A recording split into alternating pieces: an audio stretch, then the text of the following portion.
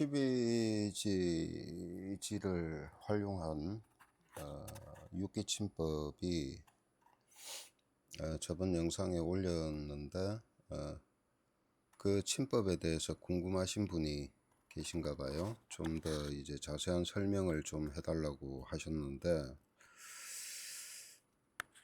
이 유튜브 영상으로는 한계가 있습니다. 그런 것들을 물론 뭐 설명은 할 수가 있겠죠. 설명을 할 수가 있겠지만은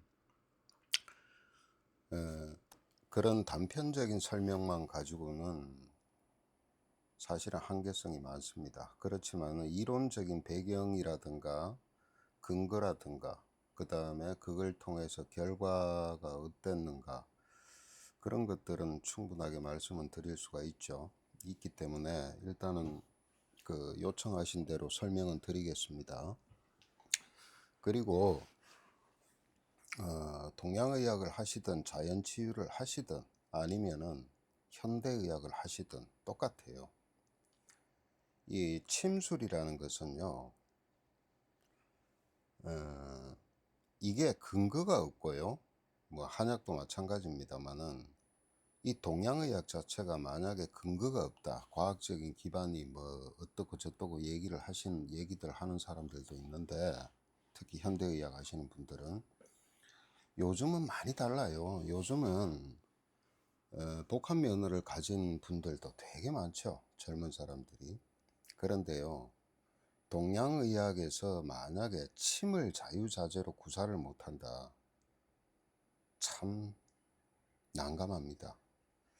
예, 그러면서 이 경락을 논한다는 것은, 또 이제 기를 논한다는 것은 어불성설입니다.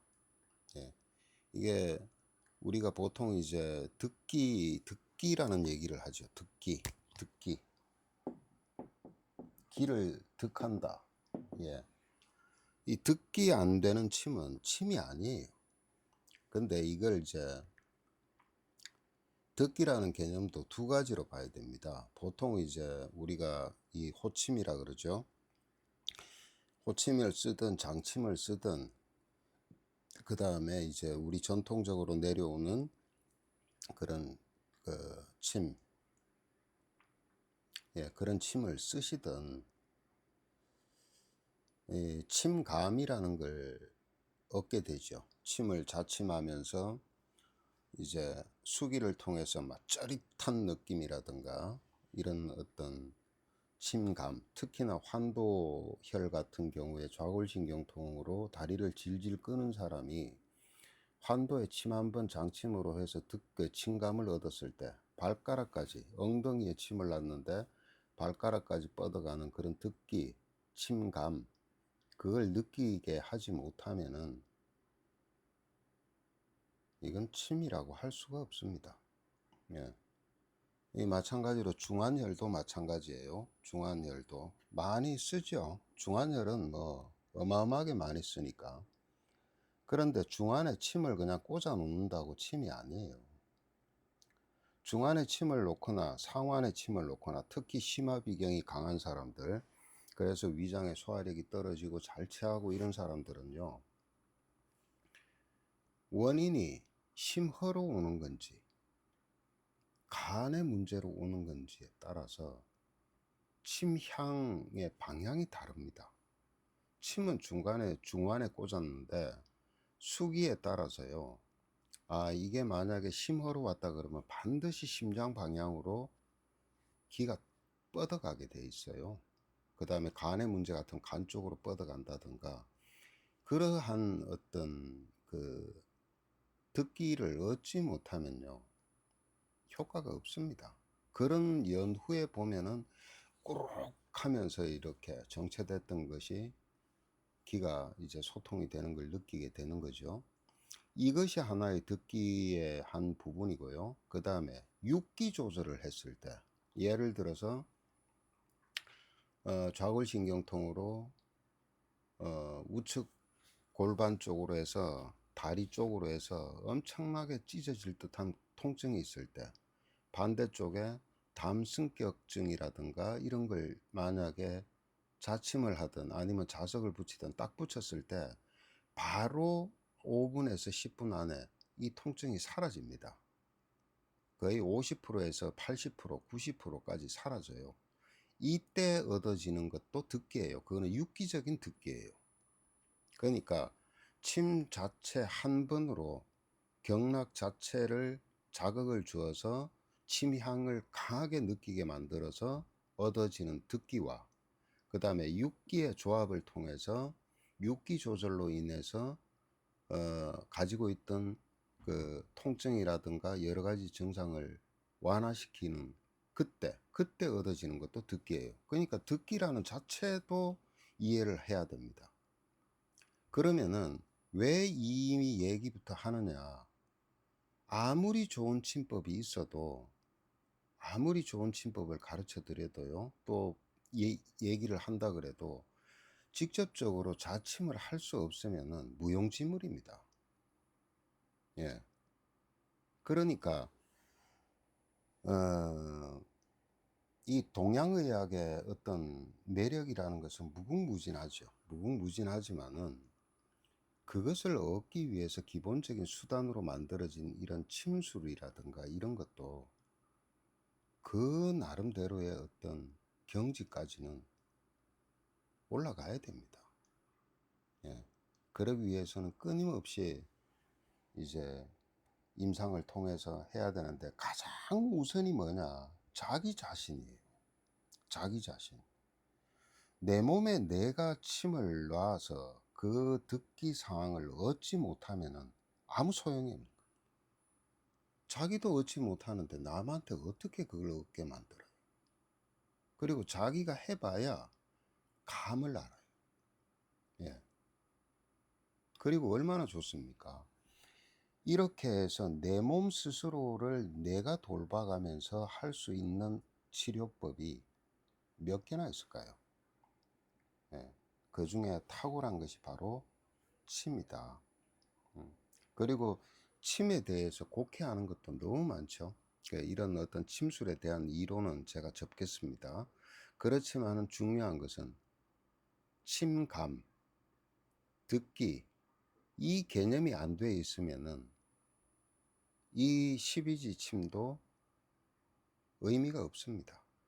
예. 침을 놔보면 어떤 게 있냐면요. 내장기관이 예를 들어서 안 좋아요. 안 좋으면은 침을 갖다가 놨을 때 천피를 하고 천천히 침을 자침에 들어갈 때 반드시 뭔가 막같이 걸리게 돼 있어요. 그리고 이게 뚫려야 돼요. 예. 근데 이런 것들이 MRI나 CT로 단층 촬영하면 나오느냐? 안 나옵니다. 근데 침을 놓으면 반드시 느껴져요. 특히나 갑상선 침이라고 있어요. 예. 이거는 이제 꼬리뼈 밑에서 자침을 하는데 그때는 장침을 써야 됩니다. 최소한 장침 길이가 15cm 정도는 돼야 돼요. 근데 그 침도 마찬가지예요. 반드시 이렇게 뭔가 막이 딱 걸려요. 예, 두텁게. 그 막이 한 3개, 4개씩 걸리는데 그 막이 한 번 자침하고 두 번 자침하고 세 번 자침할 때마다 하나씩 없어지고 나중에 쑥 들어가 버립니다. 모든 복부혈도 마찬가지예요. 복부도 마찬가지예요. 그래서 어느 순간 돼서 걸리던 것이 안 걸리고 그냥 쑥 들어갈 때 그때는 이미 이 내장, 이 배 안에 상태가 상당히 양호하게 변해 있다는 겁니다. 그런 것들을 다 겪고 할 줄 알아야 됩니다.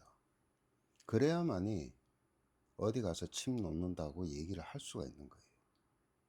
그리고 그래야 실제 잘 듣습니다. 너무 잘 들어요. 예. 그렇지 않으면 이 침법이요, 수천 년을 어떻게 이어왔겠어요? 어떻게? 예, 별의별 사람들을 다 봅니다. 뭐 자신은 어디서 침을 했고 얼마나 놨고 뭐 어떻고 저떻고. 근데 정작이 대화를 쭉 해보면요, 야, 이 사람이 과연 침을 제대로 할 줄 아는 사람인가 하는 의문들이 많이 들어요. 예. 자, 어쨌든 사설이 길고요.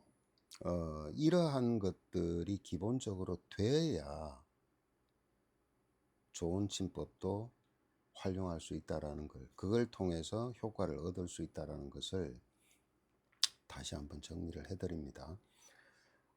지나다 보면은 예전에 이 계통에서 계속해서 있으면서 공부하면서 누군가 그런 얘기를 하더라고요. 복부에 모혈을 다 놓는데 복모혈을 다 놔서 그 사람의 병이 안 고쳐지면 그 사람은 못 고친다라는 얘기를 하는 사람을 제가 언젠가 본 적이 있어요. 그 틀린 얘기는 아닙니다, 사실은. 하지만은 그거 하나만 가지고 되진 않죠. 예.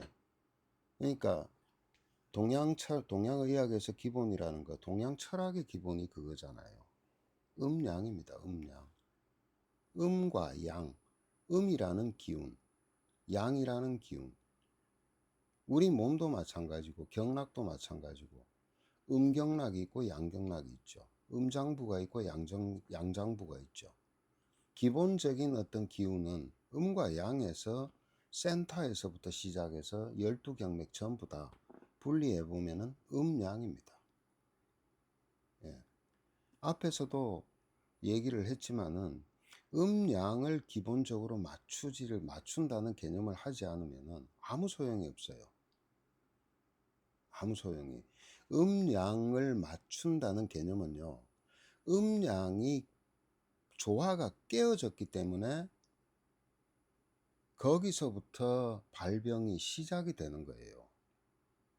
그러면은 음양의 조화를 맞추면은 저절로 맞아지는 것이 사실은 몸이잖아요. 그러면 음양은 왜 존재하느냐? 음과 양이 계속해서 조화를 부리는 것은 재생산, 재복구, 복구, 재생산, 이 목적이 음양이 조화입니다. 그래서 계속해서 인체를 갖다 정상화시키고 유지해 나가려 그러는 거죠. 그게 뭐예요? 그게 결국은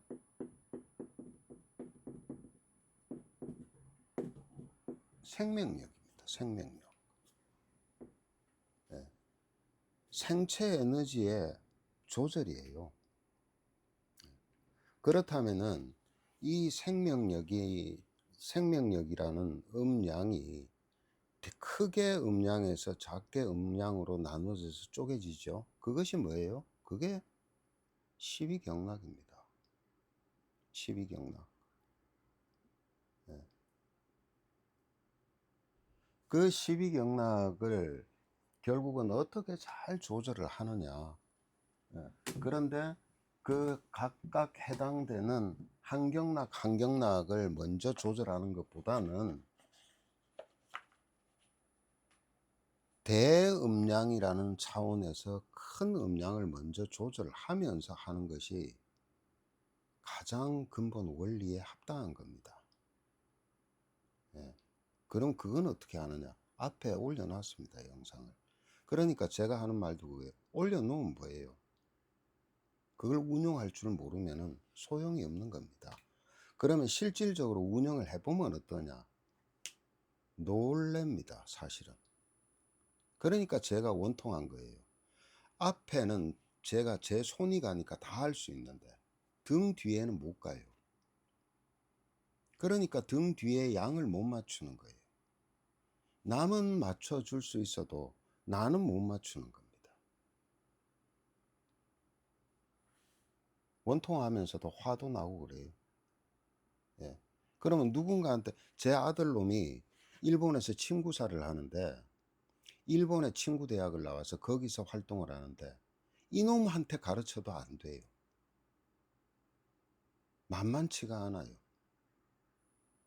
예. 누군가는 있겠죠.